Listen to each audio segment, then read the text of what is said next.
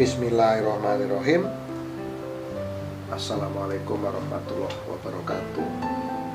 Salam rahayu sagung tumati sahabat kita Pamungkas dimanapun Anda berada. Syukur kita panjatkan kehadirat Allah Subhanahu wa Ta'ala yang telah memberikan kita nikmat sehat. Karena dengan nikmat sehat kita bisa berjumpa di channel kita Pamungkas ini dalam keadaan yang semangat, keadaan yang bahagia. Semoga teman-teman semua selalu dimurahkan rezeki, dilancarkan segala urusan, dan dibebaskan dari hal-hal yang tidak baik. Ini saya doakan teman-teman ya. Dan terima kasih kepada sahabat kita Pamungkas yang sudah subscribe. Jangan lupa tekan tanda loncengnya, karena tanda lonceng adalah satu bentuk notifikasi untuk terus update video-video terbaru dari Turno Pamungkas. Saya akan memberikan informasi-informasi tentang khasanah kekayaan budaya yang ada di Nusantara. Budaya adalah satu bentuk identitas satu bangsa. Apabila satu bangsa tersebut tidak memiliki budaya, maka akan hancurlah bangsa tersebut. Maka dari itu, kita sebagai penerus bangsa, kita harus terus melestarikan budaya yang ada di Nusantara, budaya adiluhung yang ada di Nusantara, teman-teman. Nah, jadi di negara kita ini banyak sekali tradisi-tradisi, beribu-ribu pulau terangkai menjadi satu kesatuan, yaitu negara Republik Indonesia. Tentunya setiap pulau-pulau, setiap daerah memiliki tradisi yang berbeda-beda, teman-teman. Nah, itu. Nah, di sini sebatas pengetahuan yang saya miliki, saya akan berbagi di video Turno Pamungkas ini agar apa? Agar kita bisa menambah wawasan, menambah pengetahuan.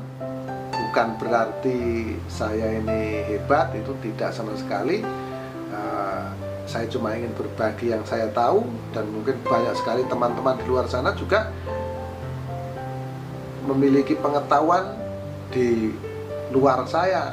Nah, saya juga akan terus belajar dan terus mengkaji diri atas pengetahuan yang diberikan oleh Gusti Allah kepada saya, teman-teman. Sekali lagi, satu pengetahuan, satu kepandaian seseorang itu semua atas izin dan kehendak Gusti Allah.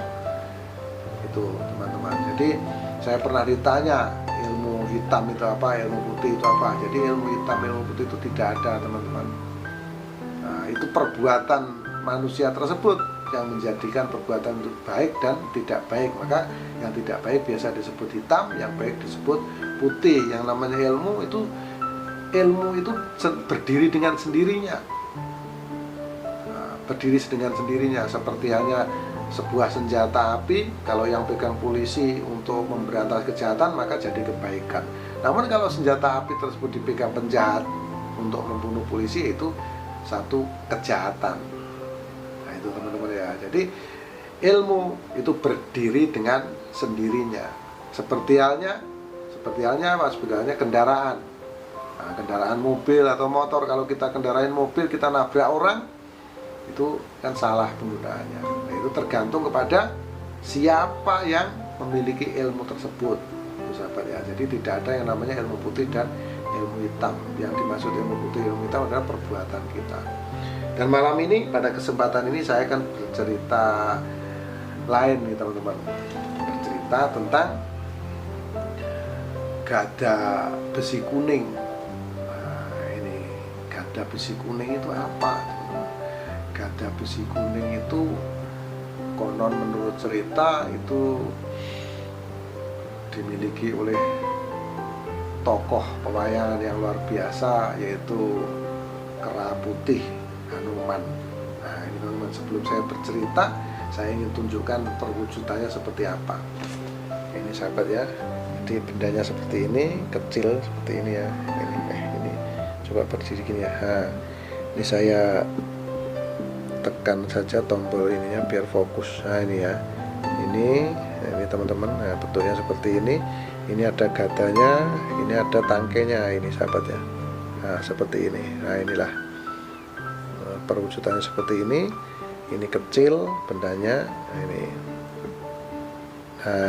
Ini teman-teman, ini gada besi kuning, godo besi kuning orang bilang teman-teman ya. Ini bendanya seperti ini, kecil.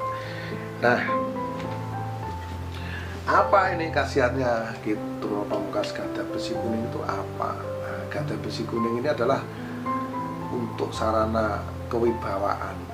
Jadi filosofi untuk sarana kewibawaan, karomahnya untuk sarana kewibawaan. Namun semua itu atas kehendak dari Gusti Allah. Nah, tanpa izin dari Tuhan Yang Maha Esa, maka benda tersebut tidak ada gunanya, tidak ada fungsinya. Nah, itu teman-teman. Jadi makanya saya sebutkan tadi, di negara kita ini banyak sekali kesalahbudayaan. Ini salah satunya, yaitu gada besi kuning. Ini menurut cerita pewayangan, yang memiliki godo besi kuning ini adalah Hanuman. Tokoh Hanuman teman-teman perlu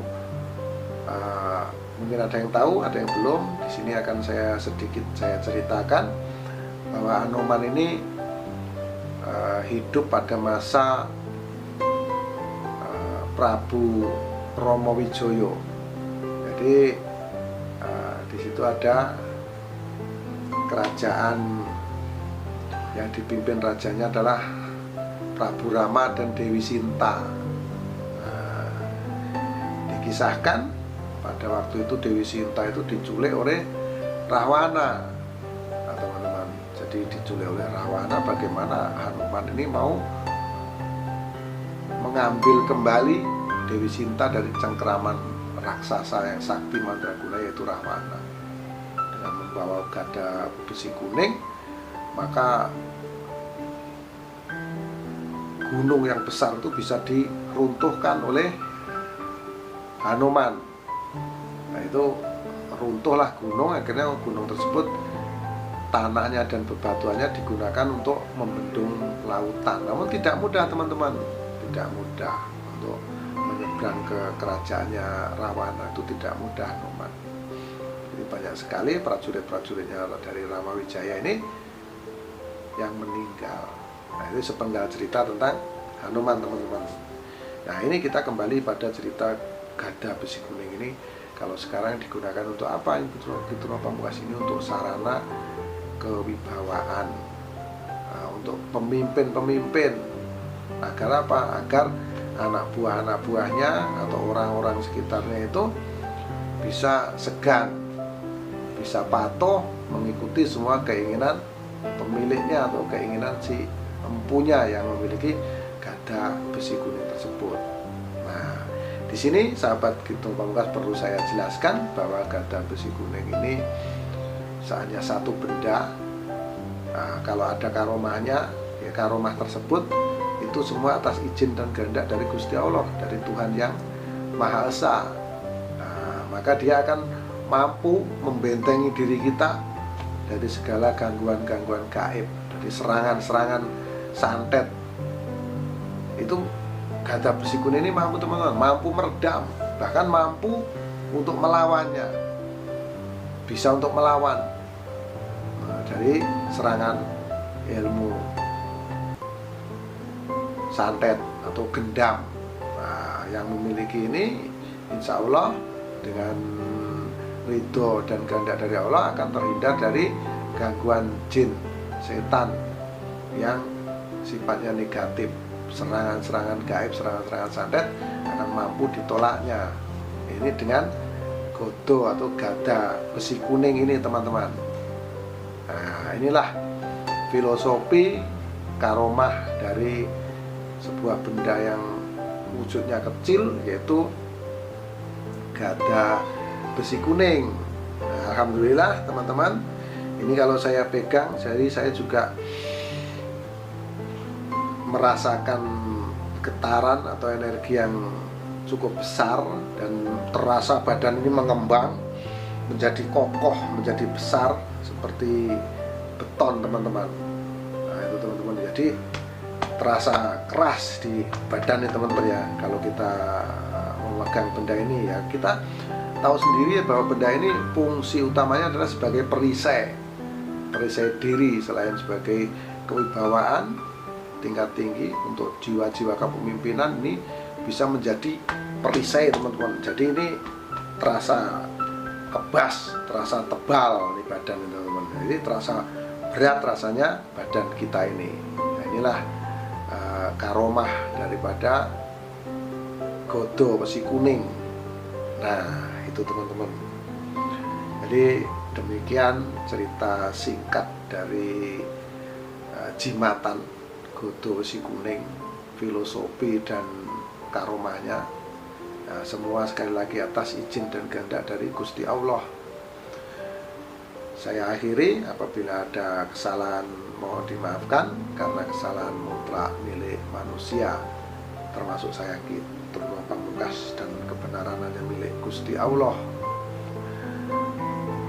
Akhirul salam, wabillahi taufiq wal hidayah. Wassalamualaikum warahmatullahi wabarakatuh. Salam rahayu sagung tumati, salam persahabatan sedunia dari saya Turno Pamungkas.